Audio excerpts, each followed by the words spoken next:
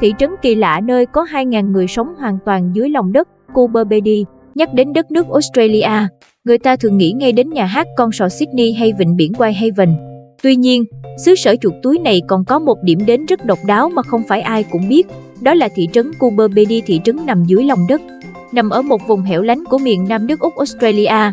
Coober Pedy cách thành phố Adelaide khoảng 846 km về phía bắc, xuất hiện vào những năm 1916, rất nổi tiếng về khai thác mỏ.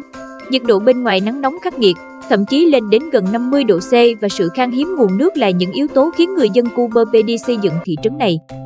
Cho tới hiện nay, thị trấn Coober Pedy có khoảng 2.000 người sinh sống và mọi hoạt động của cư dân ở đây, từ ăn, uống, ngủ, nghỉ, đi nhà thờ, nhà sách, quán bar, đều diễn ra dưới lòng đất. Nơi đây còn có tên là thủ phủ đá Oban hay được mệnh danh là thủ đô đá sắc màu của thế giới, vì khoảng 70% lượng khoáng vật này được khai thác ở đây. Khoảng 150 triệu năm trước, khu vực Coober Pedy là đại dương bão phủ. Khi nước biển rút đi, biến đổi khí hậu khiến mực nước ngầm hạ thấp. Silica lắng đọng trong các hang và khe nứt gãy dưới lòng đất, hình thành đá mắt mèo sau hàng triệu năm. Năm 1920, khu vực phải đổi tên để lập bưu cục. Những người thợ khai thác đá đã chọn tên mới là Coober Pedy, thuật ngữ theo tiếng thổ dân nghĩa là người da trắng trong hố. Để có nước uống và phục vụ cho sinh hoạt, mỗi ngày, người dân sống ở đây phải đi lấy nước ở nguồn cách khoảng 15 km. Trong quá trình khai thác đá Oban năm 1915, do môi trường và điều kiện khí hậu khắc nghiệt nên những người thợ mỏ đã cải tạo những khu mỏ cũ thành nhà ở để tránh cái nóng khủng khiếp nơi đây. Không chỉ chạy trốn được khỏi nhiệt độ như thiêu như đốt, việc sống trong những căn nhà dưới lòng đất cũng bảo vệ người dân ở đây trước những cơn bão cát thường xuyên quét qua khu vực.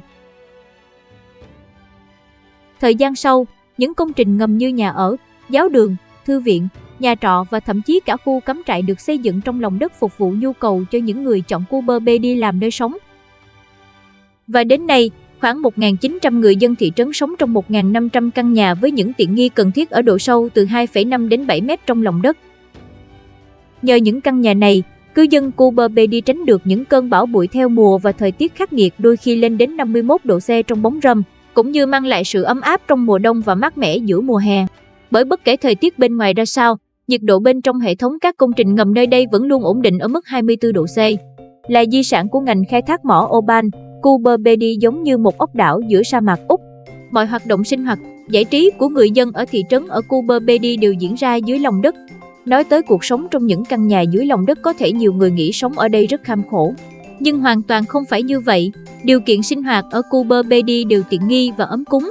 Những ngôi nhà dưới lòng đất được người dân ở Coober Pedy xây dựng với đầy đủ phòng ngủ, phòng khách, phòng vệ sinh.